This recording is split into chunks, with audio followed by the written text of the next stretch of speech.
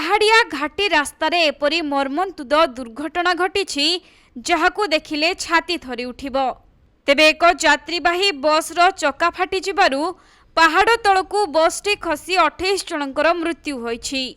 मिलिथिबा सूचना अनुसार बेलुचिस्तान रे आज सकाळे एही यात्रीवाही बस दुर्घटनाग्रस्त होईछि, जहाकी तुरबाटरू क्वेटा जाउथिबा बस रे 54 जन यात्री थिले एवं वासुक सहर निकटस्थ पहाड़ी घाटी ठारे द्रुत गति रे जाउथिबा एही यात्रीवाही बसटीर टायर फाटी जाइथिला, जहा फଳରେ भारसाम्य हराई रास्ता कड़र पलकू धक्का देई पहाड़ तलकू बसटी खसी पड़िथिला एवं आखि पिचुଳାके घटी जाइथिला भयंकर दुर्घटना, जेउथिरे 28 जनकर मृत्यु होइथिबा बेले 22 जन आहत होइछन्ति।